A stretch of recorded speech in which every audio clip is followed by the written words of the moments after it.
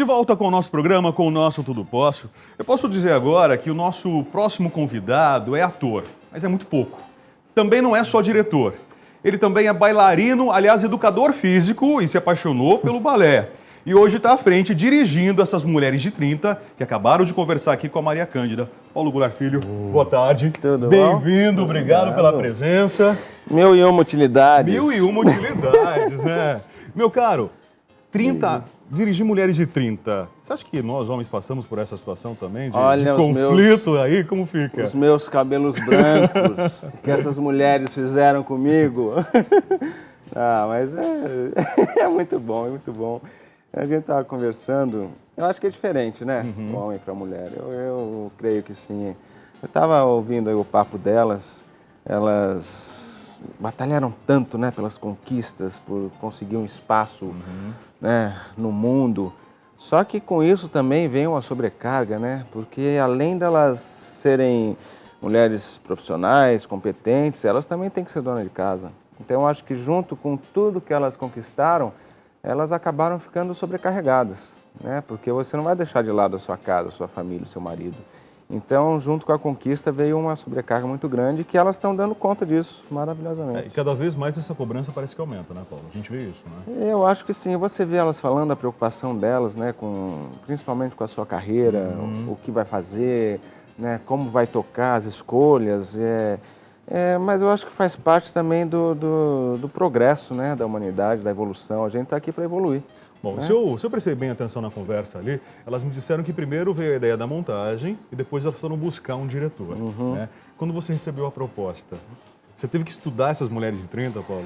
Você teve que fazer um laboratório? Eu vivi praticamente minha vida inteira rodeado por mulheres. Pois é. Né? Então, minha mãe, eu tenho 2 irmãs, né? Não tive irmão homem, eram só amigos. Depois eu casei, tive 3 filhas mulheres, então é mulher, é sogra, é babá. Em casa era só mulher. Então eu convivi muito de perto com essas mulheres, né? Passando por todas as suas fases, suas etapas.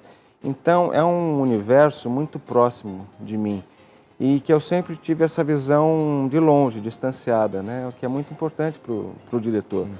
Porque enquanto você está envolvido, principalmente elas, né, que são mulheres de 30, estão passando por esse processo. Então, cada uma tem a sua visão própria do seu mundo de 30. E é importante ter essa visão de fora, né? Porque a gente acaba enxergando muitas coisas que elas não veem. Dá para dizer que nesse momento, então, você, além de diretor, é um certo psicólogo ali desse trio? Deus me livre! Cada uma com seus problemas, eu com os meus. Não, a gente é muito mais amigo do que... Se bem que o amigo é um certo psicólogo, né? Mas elas são mulheres grandes, criadas, né? Já têm suas famílias. Eu me sinto até mais como um amigo paizão, sabe? Onde, mais na minha função de diretor, que diretor é isso, ele direciona, ele mostra o caminho. E elas andam com as pernas delas, né? Então é muito gostoso esse processo, porque são quase minhas amigas e filhas, né? Tenho filhas mais velhas do que elas. Então existe um processo até paternal, no bom sentido, né? De cuidar dessas crianças, né? Bom, agora no começo, né, eu brinquei, né, falei justamente sobre essas 1001 utilidades tuas, né? Ator, diretor, bailarino. Bailarino já fui, né? Não, pelo amor de Deus, chega. Educação física, não é isso, né? Foi, eu me formei em educação física, lá atrás eu era ginasta, fazia ginástica olímpica, e na faculdade comecei a dançar. Antes disso, enquanto criança, fui ator, né, tive algumas experiências. E aí me embranhei na dança, realmente, fiquei um bom tempo dançando, mas sempre trabalhando o lado ator junto. Né? Depois, foi a base para os musicais, né? Foi, os musicais, os espetáculos de dança, teatro mesmo. E depois, realmente, eu acabei voltando para o teatro de uma maneira mais sólida. E hoje eu toco a minha carreira como ator, sendo que a dança, o lado físico, é muito importante, né? Isso me ajuda muito. Você acaba exigindo isso dos seus atores? Com certeza. A parte física é primordial para o ator, né? Além de voz e tudo mais, tem, ainda mais no teatro, né, onde você está fisicamente presente. Né? Na televisão é mais fácil, às vezes você está num close, né? Não existe tanta movimentação cênica. No teatro não, o corpo fala muito. Né? Então eu gosto muito de trabalhar com gestos, com as minhas marcações, elas são praticamente coreografadas. né, sem parecer que é. Porque o movimento, o deslocamento do ator no palco, ele te leva ao entendimento, né? E até fortalece o que você quer falar.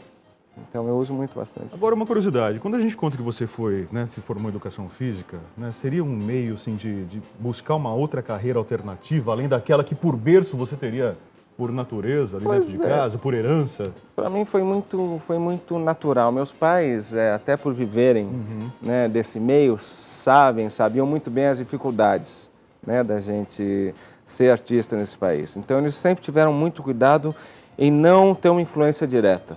Mas evidente que a gente sofreu uma influência do meio, né, convivendo a vida inteira com atores, atrizes, diretores. Então, né, o lado artístico... Vocês eram praticamente carregados para esse meio. Fazia isso? parte Dentro da casa de vocês. Da nossa casa, né? O convívio dos amigos dos meus pais era o meio artístico. Só que eu sempre gostei de esporte. Esse lado físico meu, né? Eu nasci assim. Né? Então sempre gostei de jogar bola, de sempre muita atividade física. E a ginástica olímpica na época me fascinou. Eu fiquei apaixonado por aquele esporte, vendo na televisão, olhar e falar, gente, eu quero fazer isso, pequenininho. E daí comecei realmente a buscar, ir para os clubes, a treinar e achava que aquele era o meu caminho. Até que eu acabei entrando para a dança na faculdade e aí o lado artístico me puxou de volta. Houve um casamento. Eu achei a minha história, o meu caminho. Poxa, não, acho que eu gosto disso, vou fazer isso. E a dança acabou me levando de volta para o teatro. Você vê que minha vida nunca foi muito certinha, não. E como foi o Paulo Diretor? Como surgiu o Paulo Diretor? Foi muito espontâneo. Eu nem lembro qual foi a primeira direção que eu fiz. Eu trabalhei muito com assistência de direção pro Abujamra. Aprendi muito com ele. Com certeza. Com a minha irmã, a Bárbara. Fiz algumas assistências e enquanto assistente, eu sempre aprendo muito observando, né? Seja como ator, com colegas, Aliás, como diretor. O trabalho do ator, na verdade, nasce muito da observação. Né? Tem que ser muito atento muito. A isso. A minha grande faculdade foi com meus pais, com meus colegas. Eu não sou formado em faculdade de teatro. Aprendi muito no tablado, no palco, fazendo, errando e vendo como os colegas resolviam as coisas. Falo, puxa vida, olha que interessante como aquele colega fez. Eu nunca pensaria em fazer isso. E aí a gente começa a absorver. E enquanto diretor, a mesma coisa. Trabalhando com grandes diretores, enquanto ator, eu sempre observei muitos diretores, fazendo como esse diretor vai resolver isso que está no papel. E daí vinham soluções brilhantes, aquilo foi me cativando. E muitas vezes era uma preocupação que nem envolvia diretamente o seu personagem. Não, nada a ver. Mas o ator, eu gosto de ator inteligente. O ator inteligente é aquele que está atentado o tempo todo. Né? A gente trabalha 24 horas por dia. A gente está na rua, a gente trabalha com um ser humano. Né? Aparece um ser interessante, a gente olha e fala, puxa vida, às vezes um mendigo falando sozinho, a gente fala, isso não existe? Não existe. E às vezes as pessoas concentradas, a nossa matéria-prima é o ser humano. Então eu observo muito as pessoas, porque amanhã eu posso fazer um personagem que pode ter uma característica próxima àquela. Então eu trabalho mais ou menos por aí. Por ser filho do saudoso Paulo, da grande Anissete, muita cobrança para cima de você ou para cima de vocês? Até observando suas irmãs um pouco. Muita. Sempre tem os dois lados da moeda. Ao mesmo lado que a gente a gente já nasce sendo alguém, né? Então, eu nasci sendo filho de Paulo e Anissete, né? O que já me dá um certo pedigree. Agora, o que eu faço com isso? Né? Então, aí depende muito da gente, porque... É engraçado que as pessoas acham que a gente não precisa trabalhar. Fala, não, eles não precisam, eles têm as coisas dele. Ah, meu amigo, é difícil, porque as portas elas vão se abrir realmente de acordo com o seu potencial. Cada vez mais eu acredito no trabalho. As pessoas, foi fácil para você conseguir isso? Não foi nada fácil, porque primeiro que você tem que provar que você não é... Eu não sou filho do Paulo Goulart, eu sou Paulo Goulart filho. Então, para conseguir isso, conquistar isso, com muito suor e competência, porque a cobrança é grande. Porque você já veio com uma carga genética, como herança, mas a partir do momento que o mundo, de repente, começou a cobrar de você uma história, aí você teve que batalhar para construir essa própria história. Com certeza, eu acho que em qualquer lugar, né? Você é filho de médico, você não vai ter os seus clientes só porque você é filho do cara, né? Você é um arquiteto, qualquer área, né? Você... tem um aval, né, de claro. ter um background bom da sua respaldo ali, família, sem dúvida. mas você tem que mostrar que veio. A hora que você está no palco e que abre a cortina, meu amigo, é você e o público, não tem ninguém que vai te salvar ali. Se você não dá conta do recado, o público não vai pagar o ingresso, sair de casa e pagar para te ver. Agora, os desafios da direção, os desafios de estar à frente de um espetáculo hoje, como diretor. Que atores, na verdade, lamentam também momentos e momentos que o país passa, né? Para vocês, diretores, também é complicado isso? Você sente isso, Paulo? Falta apoio, faltam recursos? Ah, demais. É que agora as coisas estão um pouco mais expostas, né? E, falando em arte nesse país, é triste, porque a arte é encarada como algo supérfluo, né? e é o oposto. Né? Eu acredito que a única solução para o país, para o planeta, mas para o país, é a educação. É nós termos seres pensantes, críticos. E a cultura está ligada diretamente a isso. Né? Quando separam cultura de educação, eu não concordo muito não, porque a gente está falando da formação do ser humano. E a única maneira de fazer com que o ser humano seja melhor é através do pensamento. E a gente trabalha com isso. Né? O teatro, principalmente, trabalha com uma maneira de enxergar um mundo diferente. Né? As pessoas realmente saberem em quem estão votando, o que aquilo vai causar na sua vida. Né? Não é que eu não sou político, a gente é todo dia, mas eu odeio política e os políticos. Eu não saberia conviver nesse meio, mas estamos fazendo política aqui agora. A partir do momento que eu falo o que eu acredito, eu estou fazendo política. Né? E o teatro é isso, a gente tem uma função social muito grande, fazer com que as pessoas assistam um espetáculo e vão para casa pensando. Né? E acho que essa visão holística, inclusive, que a gente fala, né, de olhar a arte, né, que a arte oferece isso pra gente, você também tem como base o próprio esporte, né? Muita gente também coloca o esporte, que você também teve como escola, em segundo plano, esquecendo, né, a competitividade, a disciplina, muitas vezes, e acaba ficando realmente para trás, né, passado atrás. É a formação do ser humano. O esporte é incrível enquanto formação, te dá realmente essa disciplina, essa consciência, né, de responsabilidade, né, de você. Um treinamento esportivo não é brinquedo, não. Você tem que estar disposto todo dia e cumprir metas, né? A gente fala dos empresários de metas. O esportista é isso, ele tem que bater o recorde, ele tem que atingir determinada nota, determinada distância, e o que ele faz para chegar lá. E o ser humano isso traz para a sua vida, isso, seja em qual área for. Então, o esporte, a cultura, a educação são fundamentais para a formação desse ser humano melhor, né? Com análise crítica, sabendo onde ele está e o que ele quer desse país. Paulo, o diretor aprende também? Sempre. Aprende com essas atrizes, por sinal? Sempre. Cada dia sei. Eu aprendo a cada momento. A partir do momento que eu achar que eu sei tudo, acabou. Só sei que nada sei. Já diziam lá atrás, né? Os grandes filósofos. A cada momento com cada descoberta nova dos colegas ou minha própria, eu vou aprendendo e trazendo aquilo para mim, né? A nossa profissão é incrível porque, poxa, minha mãe hoje está com 83 anos e cada trabalho novo que chega para ela é um desafio novo. Isso é muito instigante para a gente. Eu falo, meu Deus, então chegou uma coisa, eu já sei como é. Não tem isso. O ator está sempre sendo desafiado, testado.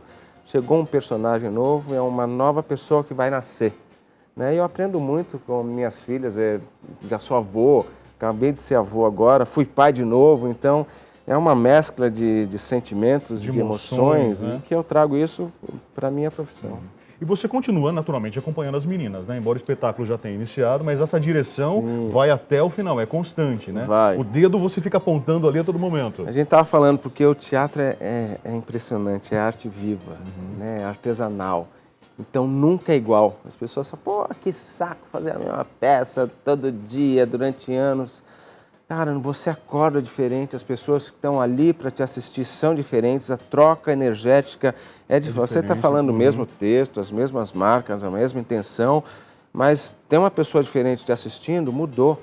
Né? A reação é diferente, o que você quer é incrível. E o teatro, ele é traiçoeiro. Se você acha que sabe tudo, quando você menos espera, ele te passa uma rasteira.